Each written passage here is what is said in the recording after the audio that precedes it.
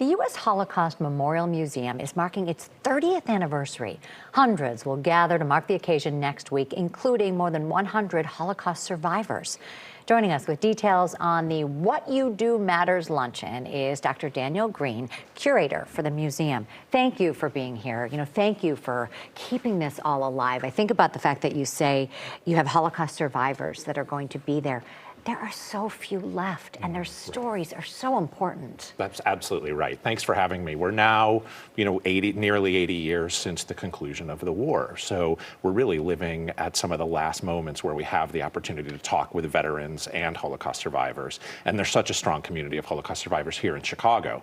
It's wonderful that there'll be more than 100 at the lunch on Monday. I'm always interested to talk to kids, teenagers, about what they know about the Holocaust. Right. And the lessons of yesterday that still can be applied today. Is that a big challenge for you and your cohorts, what you do, trying to get the youth inspired about why this is so important? It is a big challenge for educators at the U.S. Holocaust Memorial Museum, but we're dedicated to that. We're dedicated to being a memorial to this history and to teaching this history accurately.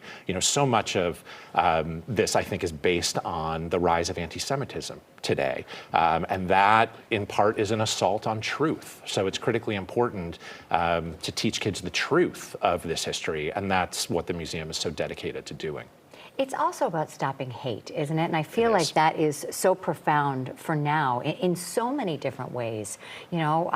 So how do you make sure that that is on the forefront of people's minds? I think it starts with individual stories, right? We are a museum that tells stories about historical actors during the Holocaust, survivors and others. And these people face choices, right? And so I think you can make connections with students today by helping them understand that this history was not inevitable. This history was a result of choices that people made, and that they make choices in their own daily lives too, and that they should take some lessons from this history. Which is the essence of what you do matters, right? Yes. While you may not be physically or directly involved, each individual who wants to be on the right side of history needs to do this, that, and the other thing. That's right, that's right. And many students and others will come to the museum, or before they come to the museum, they'll think, well, Hitler rose to power and everything that happened over the next 12 years was inevitable. And that's not true, right? It's individual actors making these choices. We can see that history could have gone a different way.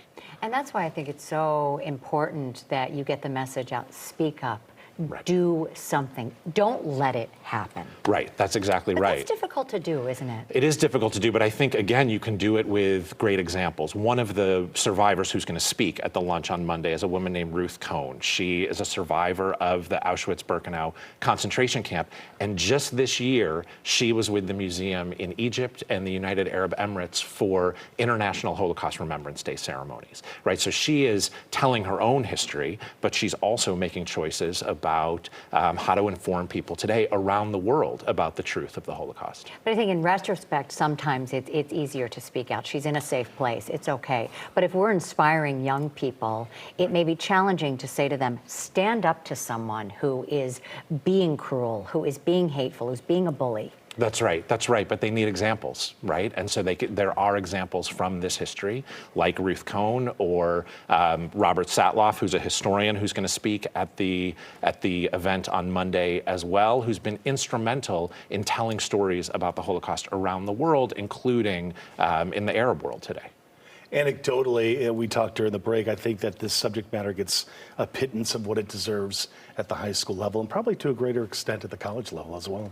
That's right, and the museum is dedicated to providing resources to teachers, right? How can you teach this effectively if you don't have great resources, right? So on the museum's website, on the U.S. Holocaust Memorial Museum's website, there's such a focus on having resources for teachers and students to learn the truth of this history, because as you both know also, there's a lot of misinformation, right, out there about this. So we encourage people to use our resources of the U.S. Holocaust Memorial Museum to make sure they're teaching the truth of this. We have to put those resources in teachers' hands and in students' hands. Critically important stuff. Yeah. Thank you for being here. And it's incumbent on all of us, even as parents, to help our children learn and get involved. Thank you so much. Absolutely. Thank you. So that What You Do Matters luncheon is September 11th at the Hilton, Chicago. For more information, you can check out social media or ushmm.org.